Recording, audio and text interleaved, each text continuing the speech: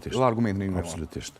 Dhe më thonë se ka mundësi, se kjo është një formë, dhe më thonë pjesë formale e krijimit të institucionit, për shkak se dhe më thonë kushtuta parashe kryetarin, kandidati për kryetar është i partijës më të madhe, që ka vota më shumë, pastaj janë edhe 5 nën kryetar, mesin e tyre të partijës dytë, partijës tretë dhe i kemi 2 minoritete. Kështu se secili duhet me votu për veti. Asnjëherë s'kemi pas të lashët në kësaj natyre, dhe më thonë. Kjo është gjendja politike. Pyetja unë kush e thret seancën? Çka parashe kushtetuta? Seancën e parashe, domethënë kjo është e rregulluar me rregullorën e parlamentit. Seancën e thrasin ata që kanë thirrë sot. Më thonë, konstituimin e thret në kuptimin zyrtar e thret presidentja, dhe më thonë ka kompetenca, por tash këta që kanë qenë njëri më i vjetër dhe njëri më i ri, këta vazhdojnë. Seanca nuk është mbyll. Seanca konsiderohet e përfunduar kur zgjedhen të gjithë trupat e parlamentit. Do të thotë e kanë të drejtën kushtetuese, ushtruesit.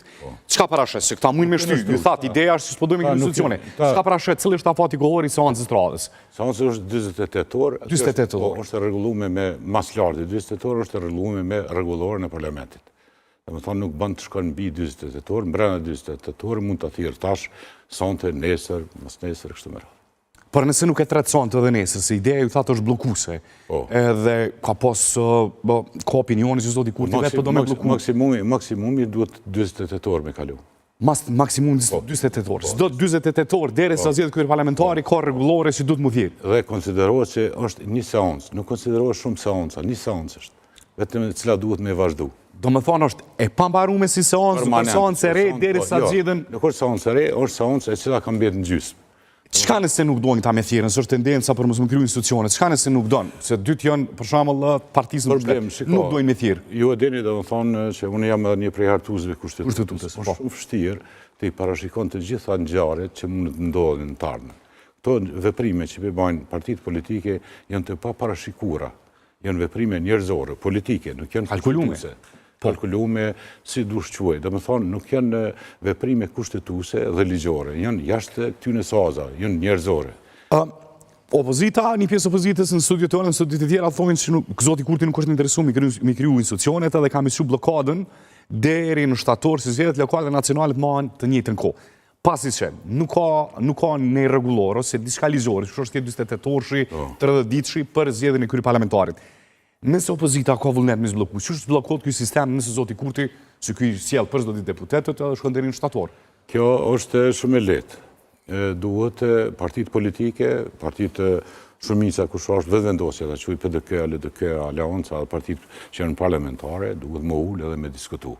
Kryetarët e partive... Nuk ndodhja, pra sa përshon. S'ka rrugë tjetër. Nuk ka rrugë tjetër kushtetuese dhe ligjore. Çka nëse opozita e drejtohet gjykatës kushtetuese me marrë mi kërku interpretim?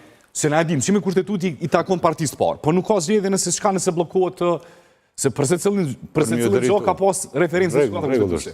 Po, por gjykatë kushtetuese janë të parapame, domethënë me ligj, po alta autorizuara me ligj. Nuk mund çdo kush me bën kërkesë gjykatë kushtetuese.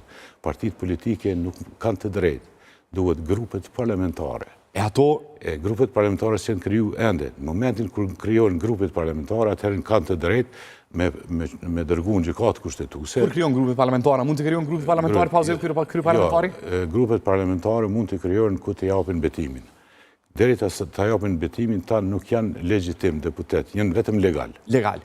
Do me thonë, mund të asoj opozita, pas betimit mund të asoj në gjykatë kushtetuese dhe mos nuk i problem. Absolutisht po.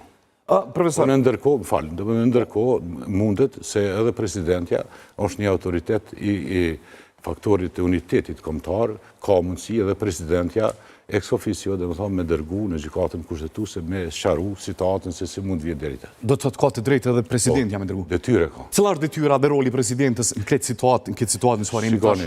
Zyrtarisht kemi një bllokad prej sot. Po. Roli i presidentës është se i vetmi institucion është legjitim dhe legal.